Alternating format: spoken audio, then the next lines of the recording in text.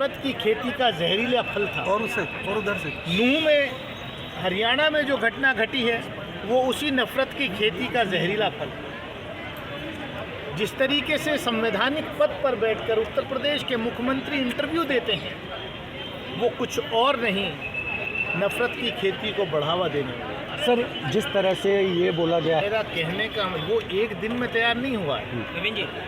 पिछले कई वर्षों से जो लगातार इस देश में नफरत की खेती करने का काम जो लोग कर रहे थे, और आश्चर्य की बात तो ये है कि जब संवैधानिक पदों पर बैठे हुए लोग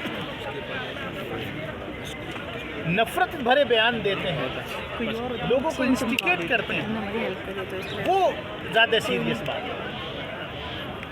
ऑनरेबल सुप्रीम कोर्ट ने कई बार कहा, डायरेक्शन दिया है केंद्र सरकार, प्रदेश सरकारों को कि हेट स्पीच करने वाले लोगों पर कार्रवाई करें, लेकिन लगातार हेट स्पीच जारी है, कहीं कोई कार्रवाई नहीं हो रही। कल नूह की घटना, हरियाणा की घटना, उन हेट स्पीचेस का ही नतीजा है जो कार्यक्रम के 24 घंटे पहले सर्कुलेट की जाती है। सवाल है, मणिपुर के बाद नूह को जलाने की कोशिश, क्या ये पूरी प्लानिंग है पहले से?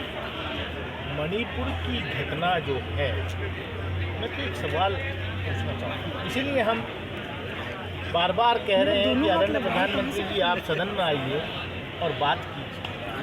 होना चाहिए। क्या देश के प्रधानमंत्री जी को, देश के गृह मंत्री जी को ये नहीं मालूम था कि मणिपुर में क्या हो रहा है?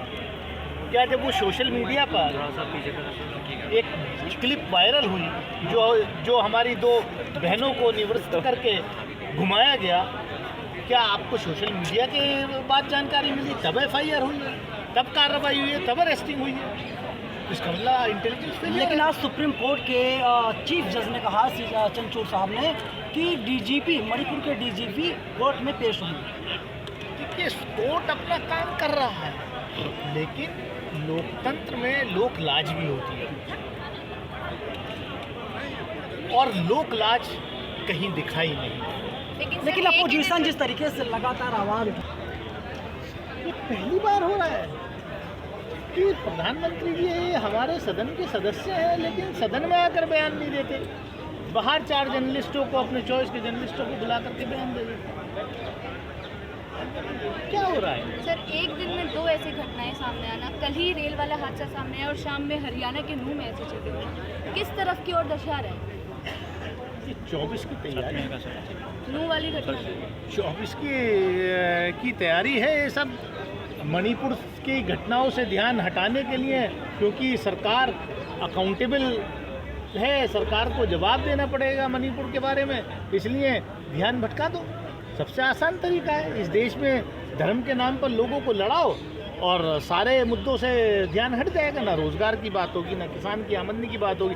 कहाँ हो गई किसान की 2 गुना आमदनी? हाँ, नफरत की खेती की आमदनी ज़रूर 2 गुना नहीं, 4 गुना हो गई है, लेकिन असली किसान की खेती की आमदनी 2 गुना 1.5 गुना नहीं हुई। सर, लोगों एक सवाल है कि बहन जी किस तरफ जाएंगे? आप सांसद हैं बहुजन समाज पार्टी की तरफ से, इंडिया में जाएंगी, NDA में जाएंगे, या कोई तीसरा मोर्चा होगा उसमें शामिल होंगे, तीसरा मोर्चा बनाएंगी 24 के लिए? मैं पार्टी का अधिकृत प्रवक्ता नहीं हूँ, ये सवाल आप पार्टी के प्रवक्ता से कीजिए। मैं संसद का, लोकसभा का एक सदस्य हूँ, अमरोहा को रिप्रेजेंट करता हूँ, मैं उस पर बात। सर, जिस तरह से जो देखा गया है ट्रेन वाला हादसा, क्या मुस्लिम कम्युनिटी को उकसाने की कोशिश की गई? मैंने कहा, ये नफरत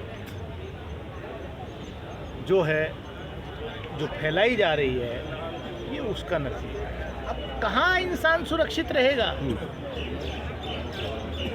वो जो जिसने मारा है, कहाँ का है वो? मेरे ख्याल उत्तर प्रदेश का जी, हाथरस, मेरे ही प्रदेश का है, हाथरस का है, जहाँ के मुख्यमंत्री जी ने कल एक ऑर्गेनाइज्ड इंटरव्यू दिया और उसने अपने सुपीरियर ऑफिसर की, जो एक आदिवासी कम्युनिटी से आता है, उसकी हत्या की थी पहले। चुन के मारा है। सर, क्या इसे आतंकवादी हमला कहा जा सकता है कि नहीं? मास किलिंग कहा जा सकता है कि नहीं? मास किलिंग ज्ञान वापिक मस्जिद क्यों बोला जा रहा है? ANI को इंटरव्यू देते हैं बाकायदा। मैं तो इतना ही कहूँगा कि उत्तर प्रदेश के मुख्यमंत्री जी ने जो इंटरव्यू दिया वो निंदनीय है, काबिले बर्दाश्त नहीं है। मामला अदालत में है, सब जुडिस है, और मुझे उम्मीद है कि ऑनरेबल सुप्रीम कोर्ट संज्ञान लेगा इस बात का। लेकिन सर, और मुझे ताज्जुब है कि संवैधानिक पद पर बैठे हुए लोग अगर ऐसी बात करें, ये देश बाबा साहब के बनाए हुए संविधान से चलेगा। ये देश किसी युवा वाहिनी के संविधान से नहीं चलेगा। सर, पुलवामा की बात लगातार की जाती है, क्या लगता है पुलवामा जो था सिस्टम फेल हो गया था तब हुआ, या सरकार इसका माइलेज लेने के लिए सब कुछ करवाया था? ये उस वक्त जो जम्मू कश्मीर के राज्यपाल थे सतपाल मलिक साहब ने काफ़ी विस्तार से प्रेस के माध्यम से लोगों को बताया है, क्योंकि वो ग्राउंड पे थे, वो रिस्पॉन्सिबल पोजीशन पे थे। मेरे ख्याल से उन्होंने जो बताया है उस पर सरकार को वाइट पेपर लाना चाहिए। प्रधानमंत्री कहते हैं कंप्लेंट की पहचान ली जा रही है। कल जो घटना ट्रेन वाली हुई है, क्या लगता है प्रधानमंत्री का बयान भी इसमें होगा? इसमें मैं कह रहा हूँ कि बड़े बड़े पदों पर बैठे हुए लोग, उस सोच के लोग ने जो नफरत का बीज बोया वो अब जहरीले फल दे रहा है, मैं इतना ही कहूँगा।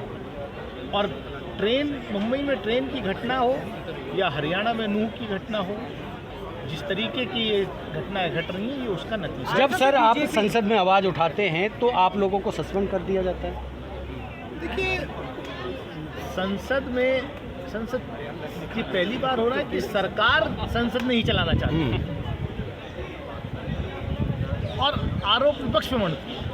आखिर हम तो चाहते हैं कि संसद चले, लोकसभा चलेगी तो हमें बात रखने का मौका मिलेगा, लेकिन पार्लियामेंट चली नहीं। बच क्यों रही है इस चर्चा से? अपनी सरकार के पास मणिपुर की घटना के बारे में जवाब देने लायक कुछ है नहीं।